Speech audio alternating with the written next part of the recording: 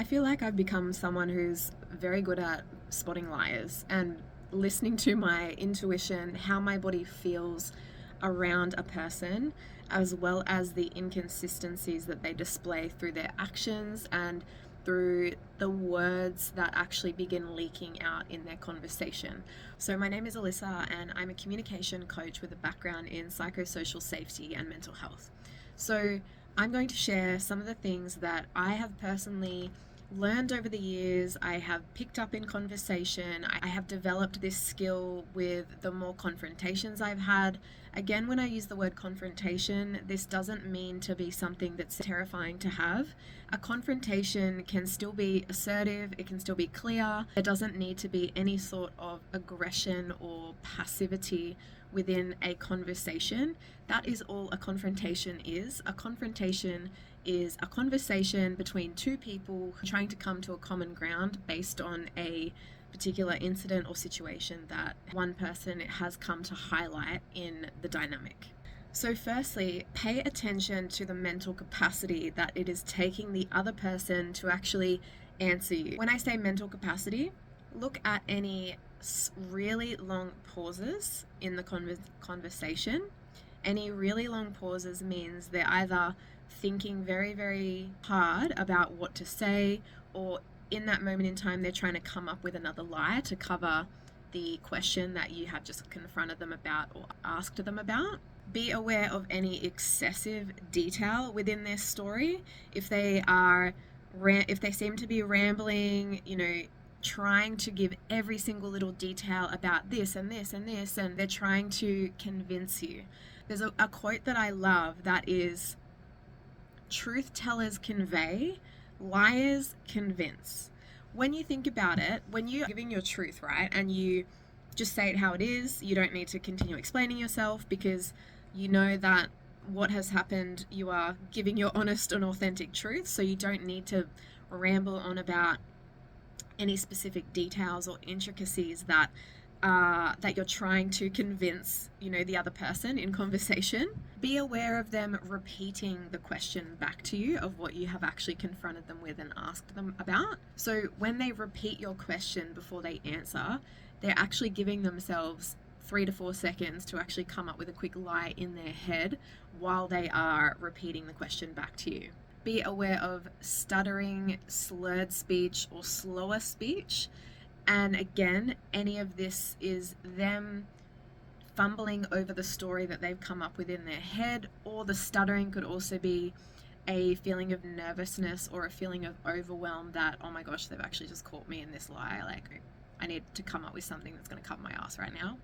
Watch for inconsistencies. So when I mean inconsistencies, I say ask the same question that you have asked to the person about what you want to know throughout the conversation in different ways. For example, just say you're questioning a teenager about a mobile phone. So your first question to them is, when was the last time you saw the mobile phone? And they say to you, oh, I think I left it in my bedroom on Friday. And then later in the conversation, you could rephrase the question and clarify again about the mobile phone. So on Friday night, you were at Tom's house and you were using your mobile phone at Tom's house. And if they say to you, yeah, I was at Tom's house using my mobile phone. Okay, there's an inconsistency in their story. Earlier in the conversation, they said that their mobile phone was in their bedroom on Friday night, and now later in the conversation, they're saying that they were using their phone at their friend Tom's house on Friday night. You want to be aware of any inconsistencies in the other person's story. A truthful person is going to stick to the one story because there is only one truth to their story. An untruthful person is going to have inconsistencies. They're going to adjust the story, or they're going to be making it up as they go based on what they think that you know. What you can also do is ask unexpected questions. So you could say something quite random, like, oh, what time did you leave the house again? Or what time did you do that activity again? Or what time did you meet this friend again on Friday? You could even ask, what were you wearing that day?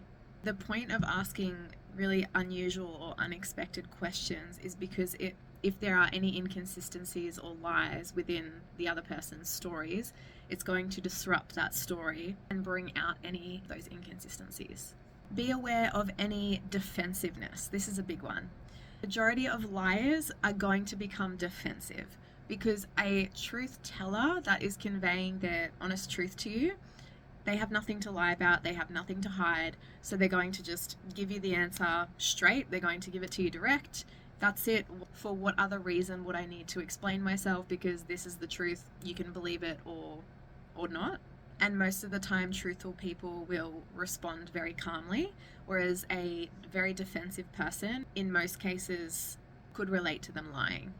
Now, there are many myths and truths about body language and eye contact, for example.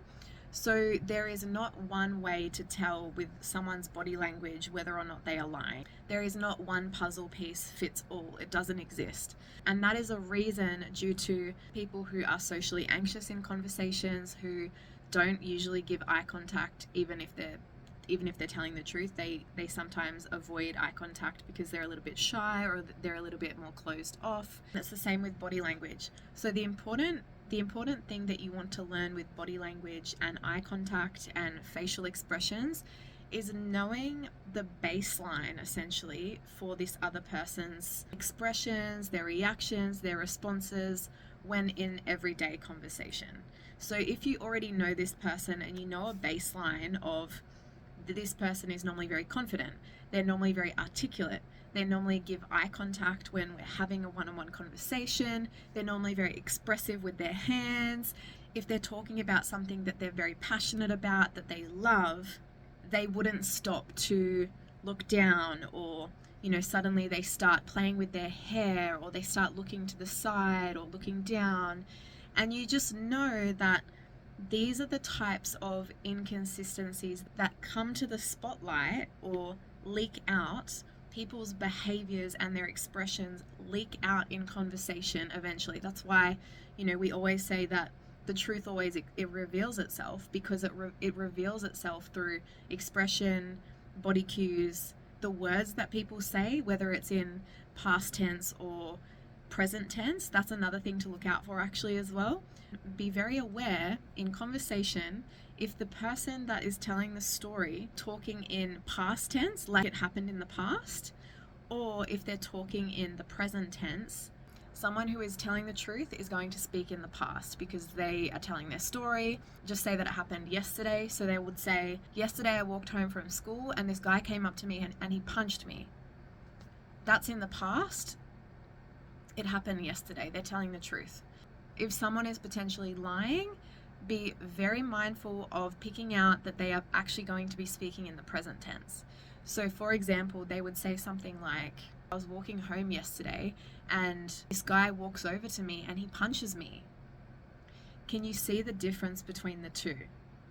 I walked home from school yesterday and he punched me. In the present tense, I was walking home from school and he walks over to me and he punches me. This is a very small difference, but if you can pick this up in conversation, you'll get very, very good at picking up on lying.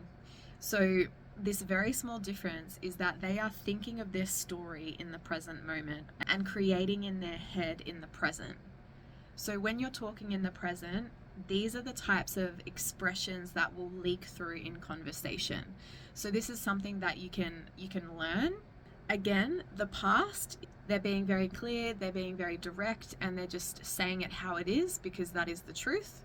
But often the present tense is used unconsciously because they are recounting in the present tense like something is happening in real time. There can be other inconsistencies within the verbiage that they're speaking. So they could be minimizing the action of what happened. So they could be using words such as kind of, he kind of punched me and then I just don't remember what happened after that. And also not remembering something is usually a sign of lying as well. It could also be really vague or they're quite hesitant. For example, I guess he punched me or something, using like, I guess. They could also be avoiding naming the person who did it, which could potentially be a lie as well. So suddenly a punch came out of nowhere and I don't even know who did it. And again, the most important thing really is having a baseline of knowing how this person usually communicates, they usually respond to something, how their body language is in normal everyday conversations, or again, things that they talk about that they're very passionate about or that they have a lot of knowledge about. If you have a baseline, it's going to be much easier to determine that this person is lying to you, because you know, again, if they consistently touch their face in conversation, if they consistently play with their hair in conversation, if they consistently look away, all of these little things are all of the built up inconsistencies that you will spot that will help you to spot a liar. Please subscribe to my YouTube channel, and I invite you to comment below any other topics that you would like to hear from me or would like to learn about related to social psychology, psychological safety, communication, emotional intelligence, all of these topics that I am incredibly passionate about and that I want to be able to now share my wisdom and my knowledge with the world. So if you watched this far, thank you so much, and see you in the next video.